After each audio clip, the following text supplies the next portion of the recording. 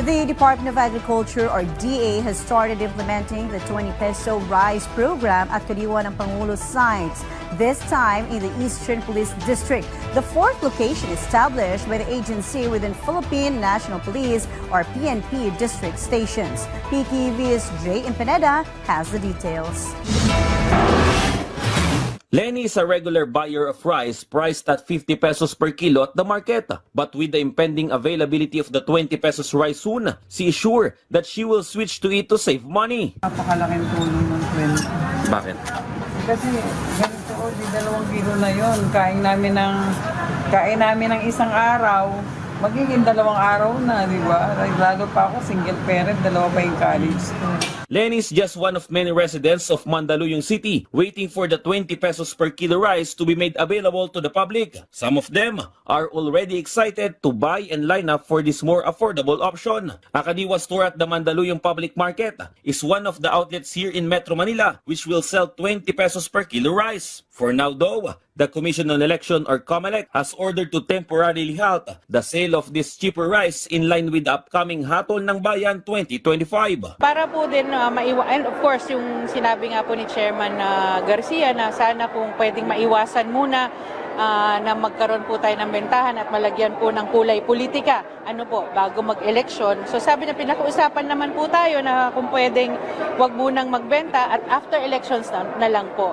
Naisip naman din po namin sa DA na 10 araw na lang po naman ito. In the meantime, Kadiwa stores will still sell the Department of Agriculture's previously promoted rice at 29 pesos per kilo, aside from its Rice for All program priced at 35 pesos per kilo. According to vendors, they have been receiving 40 sacks since the 29 peso rice program began. This usually lasts just 1 to 2 weeks and sells out quickly, which is the reason why they expect the 20 peso rice to be even more popular among buyers. Meanwhile, the Kadiwa ng Pangulo was also launched today at the Eastern Police District or APD, which is already the 4th location established by the DA in PNP District Station. The initiative is said to reflect stronger collaboration between agencies. So ito po ay isang parang pagpapatunay na tayo po ay talaga nagtutulungan para po mas padating natin at magkaroon po tayo ng mas madaming access pa at availability ng venues kung saan natin pwedeng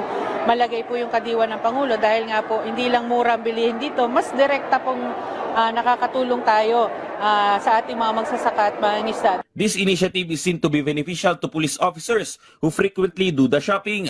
Kita nyo naman, mga 5 minutes pa lang ubos na ng EPD yung...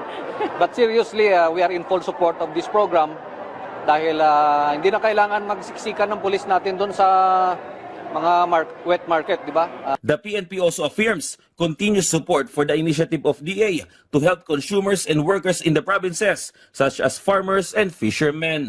From PTV Manila, JM Pineda, Balitang Pambansa.